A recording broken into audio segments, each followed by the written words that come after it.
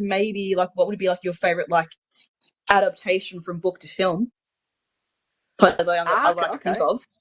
No, you're all right, because I've got a question from Rob here. You've got that, and then I've Yeah, got a question I'd love to ask you, but and we'll see how we yeah. go. But adaptation from book to film, I struggle with reading in the sense that I find it hard to get into like sometimes an author's voice.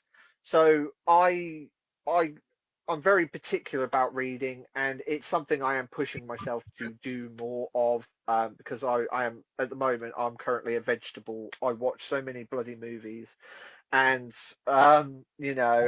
I feel like I want to try and kind of expand that range a little bit more.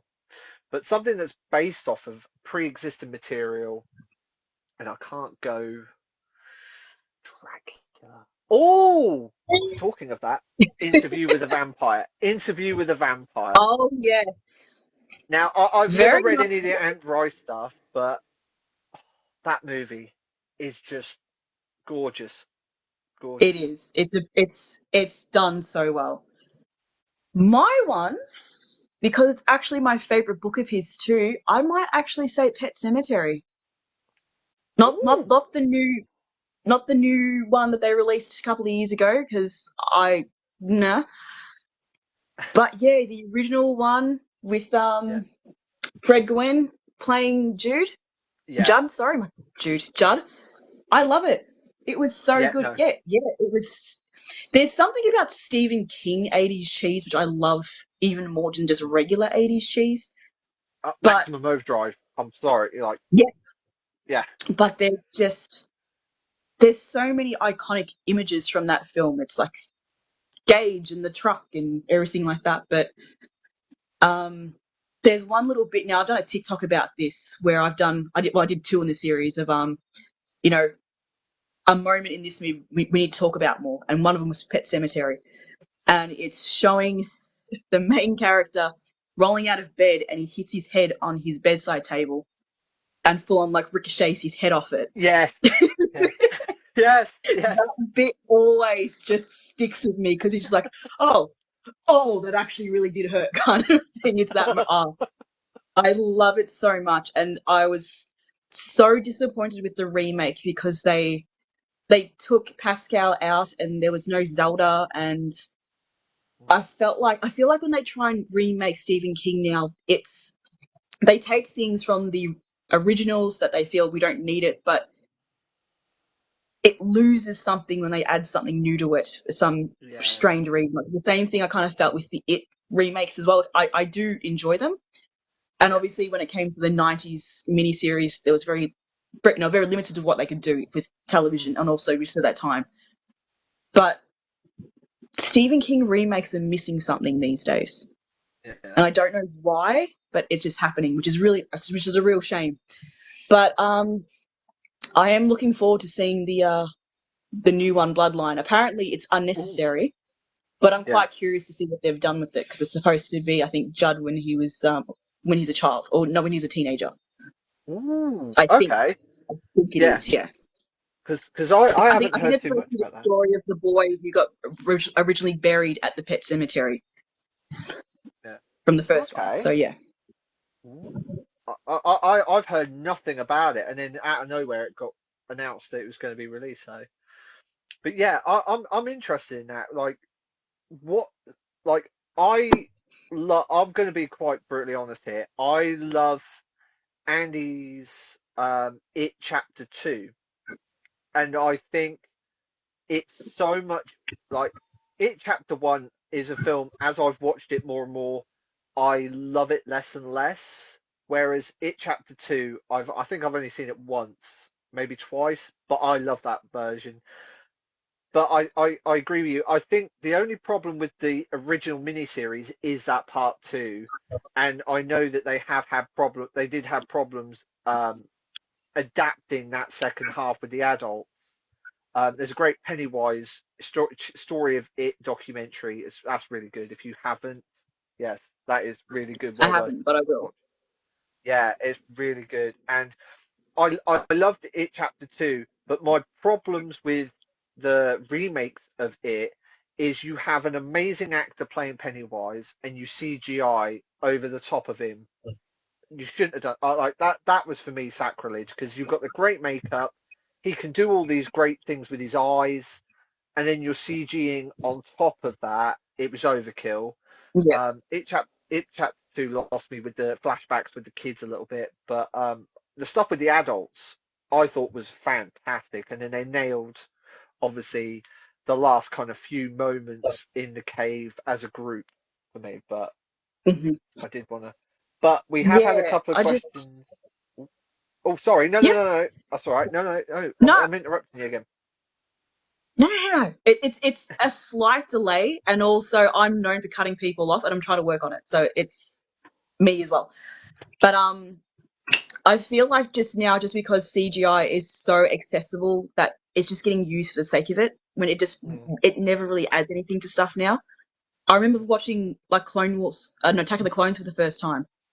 I was just like, oh god, nah, this is too much.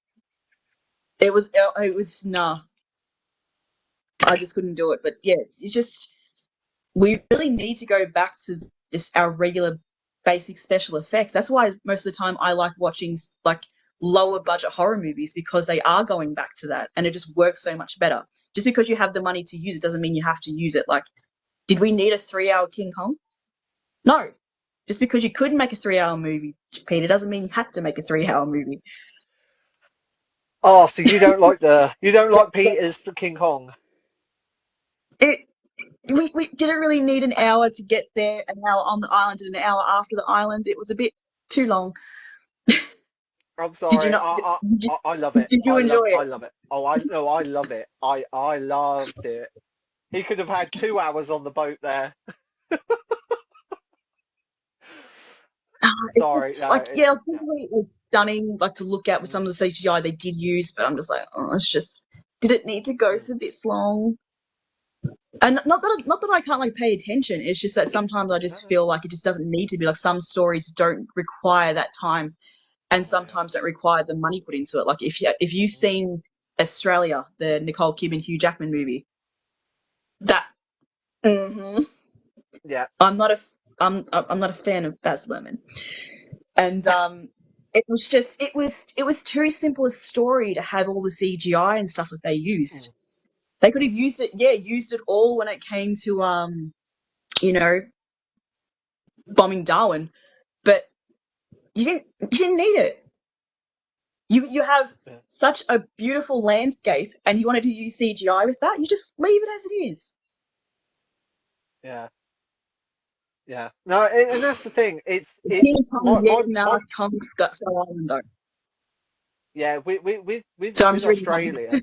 No, no, no, no. Read away. Because as I say, like, I've had a couple, but I was just going to quickly just add to that where, for me, the problem, like, with Australia is he's telling 4 or 5 different movies at once. He hasn't got that cohesive vision. It's like you've got a love story, war movie, western. I'm like, dude, each one would have been its own great movie, but you've crammed too much into 2.5 hours and nothing gets kind of play on that one. So Exactly. And as I said, it already was a beautiful landscape. You didn't need to put CGI into it. yeah, It no, was just so stupid, and I really regret paying to go see that at the movies. At that's least one now of I the can go, very oh, few. that's a Netflix movie, that's a Stan movie, that's this movie.